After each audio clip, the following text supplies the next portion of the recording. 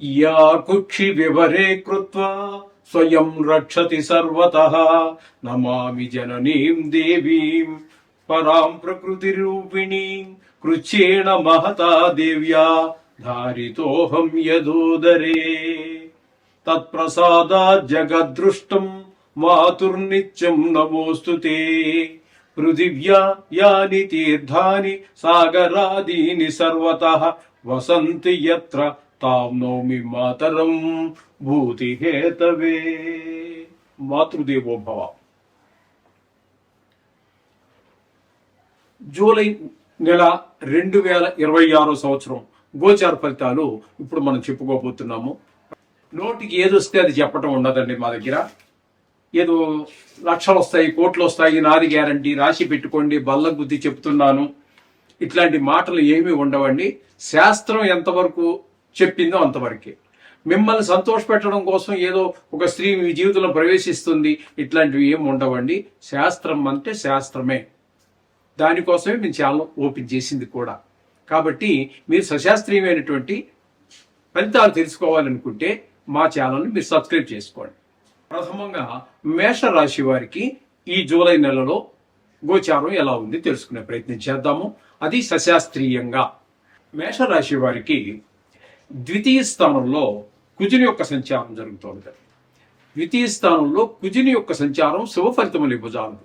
ఇకపోతే ఏ విధమైన ఫలితాలు ఇస్తుంది అంటే, కొంచెం ధనానికి ఇబ్బంది పడేటటువంటి పరిస్థితి కల్పిస్తాడు. మాటలో కఠినత్వం ఉంటుంది. అలాగే కుటుంబంలో కూడా ఆహ్లాదకరమైనటువంటి సంతోషకరమైనటువంటి పరిస్థితులు ఏమీ గోచరించవు. అలాగే కంటికి సంబంధించినటువంటి వ్యాధులు ఎవరికైనా ఉన్నట్టయితే తద్వారా కొంచెం అవి ప్రకోపిస్తాయి, అంటే ఎక్కువ బాధ పెట్టేటటువంటి పరిస్థితులు ఉంటూ ఉంటాయి. ఇట్లా ఉంటుంది. ఇక తృతీయ స్థానంలో రవి 16వ తారీఖు వరకు అక్కడ సంచారం చేస్తున్నారు. రవి యొక్క గోచారం తృతీయ స్థానంలో అద్భుతమైనటువంటి ఫలితాలు ఇస్తూ ఉంటుంది. మీరు ఏ పని చేసినా ముందుగా మీ ఇంట్లో కుటుంబ సభ్యులు, బయట మీరు వ్యాపారం చేస్తున్నారో, సొంత వ్యాపారం చేస్తున్నారో, లేకపోతే ఎవరి దగ్గర ఉద్యోగం చేస్తున్నారో, లేకపోతే ప్రభుత్వ ఉద్యోగం చేస్తున్నారో, ఏమి చేసినా ఏదో వృత్తి ఎవరో ఒకరు చేస్తూనే ఉంటారు కదా. ఆ చేసేటటువంటి వృత్తిలో వాళ్ళందరికీ కూడా వారి యొక్క సహాయ సహకారాలు అందుతూ వస్తాయి మీకు.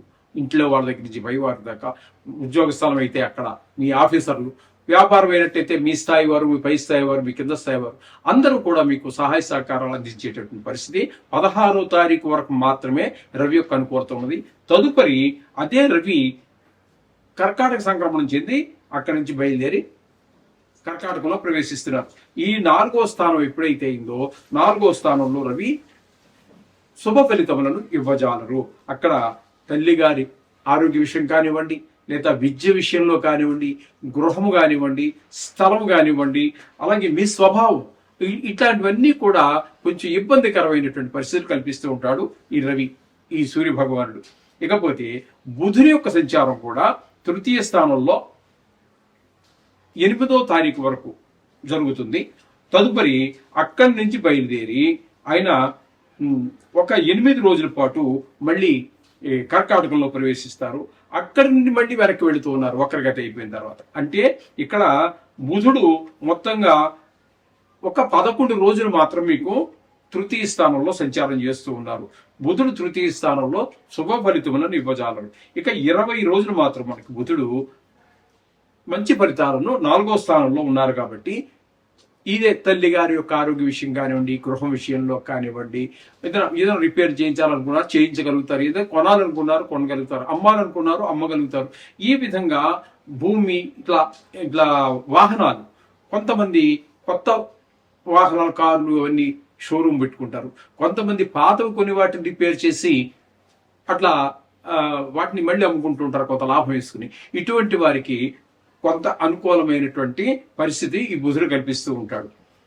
కాకపోతే శుక్రుని యొక్క సంచారం 4వ తారీఖు వరకు చతుర్థ స్థానంలోను, తదుపరి 5వ తారీఖు నుంచి నెలాఖరు వరకు 5వ స్థానమైనటువంటి సింహంలోను సంచారం చేస్తున్నారు. శుక్రుడు 4వ స్థానంలో ఉన్నప్పుడు మంచివి చేస్తారు. 5వ తారీఖు నుంచి మొత్తం నెలాఖరు వరకు మీ సంతానం యొక్క విషయంలో చాలా ఉపయోగకారిగా ఉంటారు. పిల్లలు శ్రద్ధగా చదవటం కానివ్వండి, లేదా వాటిలో పడి వీటిని అశ్రద్ధ చేయకుండా ఉండటం కానివ్వండి, లేదా స్వతసిద్ధంగా భగవత్ సంకల్పంతో కొంతమందికి పాటలు పాడటం, కొంతమందికి నృత్యం చేయటం, ఇట్లా లలిత కళలు ఏవో ఉంటూ ఉంటాయి. అవి ఏమైనా ఉన్న వారికి ఈ శుక్రుడి యొక్క అనుగ్రహం వల్ల వారు కొంచెం ఎక్కువగా ప్రదర్శించగలగటం కానీ, ఎక్కువగా నేర్చుకోగలగటం కానీ, లేదా నేర్చుకుంటూ ఉన్నట్టయితే ప్రదర్శనలు ఇవ్వటం కానీ జరిగేటువంటి అవకాశం కూడా మనకి శుక్రుడి వల్ల కలుగుతూ ఉన్నది. ఇక గురువు యొక్క సంచారం చతుర్థ స్థానంలో నెల అంతా జరుగుతుందండి. ఈ చతుర్థ స్థానంలో గురువు యొక్క సంచారము శుభ ఫలితములను ఇవ్వజాలదు. తల్లి గారి యొక్క ఆరోగ్య విషయం కానివ్వండి, ఆవిడ ఆశీర్వచనాలు మనకి లభించకపోవటం కానివ్వండి, అలాగే విద్యలో కొంత వెనకబాటుతనం కానివ్వండి, అలాగే భూమి అమ్మాలనుకున్నా అమ్మలేకపోవడం, కొనాలనుకున్నా కొనలేకపోవటం, గృహం అమ్మాలనుకున్నా అమ్మలేకపోవటం, లేదా రిపేర్ చేయించాలన్నా చేయించలేకపోవటం, ఇట్లాంటివన్నీ వస్తూ ఉంటాయి. వాహనాల విషయంలో కూడా కొన్ని ఇబ్బందులు ఏర్పడుతుంటాయి, మన స్వభావంలో కూడా ఏర్పడుతూ ఉంటాయి.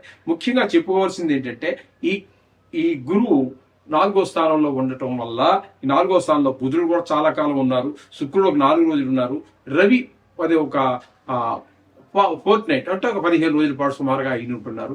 అందుచేత ఈ 4వ స్థానంలో ఉన్నటువంటి ఇక్కడ మనకి వచ్చే ఫలితం ఏ విధంగా ఉంటుందంటే, ముఖ్యంగా రియల్ ఎస్టేట్ వ్యాపారస్తులకి అనుకూలమైన కాలము కాదు. ఇది మిత్రం గమనించుకోండి.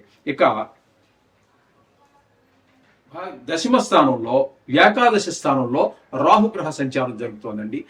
దీన్ని ఏకాదశ స్థానం అంటే లాభస్థానం అంటారు. మీరు ఏ పని మొదలెట్టినప్పటికీ కూడా అందులో మీరు ప్రావీణ్యం సంపాదించగలుగుతారు. మీకు ధనం, మీరు ఎక్కువ కష్టపడకపోయినప్పటికీ కూడా మీకు ధనం బాగా, అంటే తక్కువ కష్టంతో ఎక్కువ లాభాన్ని పొందగలుగుతారు. అంటే శ్రమకి మించినటువంటి లాభాలన్నీ వస్తూ ఉంటాయి మీరు ఏ పని మొదలు పెట్టినా సరే. అంచేత ఇక్కడ రాహు మీకు అత్యంత అనుకూలంగా ఉన్నాడు. ఇక వ్యయస్థానంలో శని యొక్క సంచారం జరుగుతుంది. శని యొక్క సంచారం వ్యయ స్థానంలో అంటే ఏలినాటి శని, సాడే సాత్ అంటారు.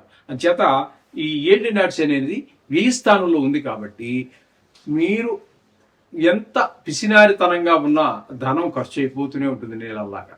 మీరు ఖర్చు పెట్టకూడదని గట్టి నిర్ణయం తీసుకున్నా సరే తప్పనిసరి పరిస్థితులు చేస్తూ ఉంటాయి. ఆ విధంగా మీరు ఖర్చు అయిపోతూ ఉంటుంది. అయితే ఇక్కడ ధన వ్యయము, ధన నష్టము. ధన వ్యయం అంటే ఖర్చు పెట్టుకున్నారు, ఏదో సంతోషమో ఒక మంచి పనికో చెడ్డ పనికో ఖర్చు పెట్టుకున్నారు. ధన నష్టం అంటే మనం ఎక్కడో ట్రైన్ ఎక్కినప్పుడు, బస్సు ఎక్కినప్పుడు ఎవడో పర్సు కొట్టేశాడు, లేకపోతే 4 మాయ మాట చెప్పి గురుడి కొట్టించి 2-3 లక్షలు కాజేశాడు. ఇట్లాంటివన్నీ దీన్ని ధన నష్టం అంటాం, దీన్ని వ్యయం అన్నాం. అంచేత ధన నష్టము జరిగే అవకాశం ఉన్నది, ధన వ్యయము జరిగేటువంటి అవకాశం ఉన్నది. అలాగే శత్రు భయము, మనోవిచారాలు, ఇట్లాంటివన్నీ కూడా కొంతమందికి కాతర నష్టం కూడా జరిగే అవకాశం మనకి గోచరిస్తుంది. శని యొక్క ప్రభావం చాలా తీవ్రంగానే ఉంటుంది చెప్పుకోవాలి ఈనాటి శనిలో. ఓకే, ఈ విధమైన పరిస్థితి అంతా మొత్తంగా మనకి ఈ మేషరాశి వారికి గోచరిస్తోంది.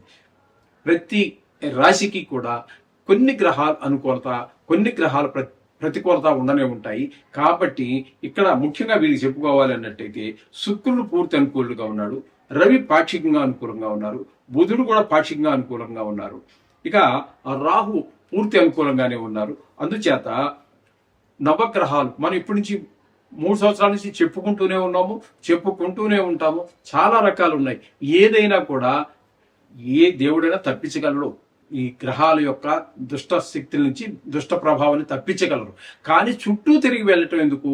ఈ నవగ్రహాలు అనేది కేవలము పూర్తిగా ఈ దోషాలను తొలగించడానికి, మంచి చోట్ల, మంచి స్థలంలో గనక ఉన్నట్టయితే, మంచి ప్రదేశంలో గనక ఉన్నట్టయితే ఈ రాశి చక్రంలో మనకి మంచి ఫలితాలు ఇవ్వడానికి, చెడు స్థానంలో ఉంటే చెడు ఫలితాలు ఇవ్వడానికే ఏర్పాటు చేయబడినాయి. కాబట్టి అందు గురించే నేను పెద్ద కష్టమైనటువంటిది కాదు, మీ నోటికి 3 సంవత్సరాల నుంచి చదువుతుంటే 1.5 నిమిషంలో చదివేచ్చేవాడిని, లేదా 2 నిమిషాల టైం. ఈ టైంలో ఈ నవగ్రహాల యొక్క ఇది చేసుకోండి, చక్కగా మీకు ఆ దోషాలన్నీ పోతాయి, సర్వశుభాలు కలుగుతాయి. శుభం భూయాత్.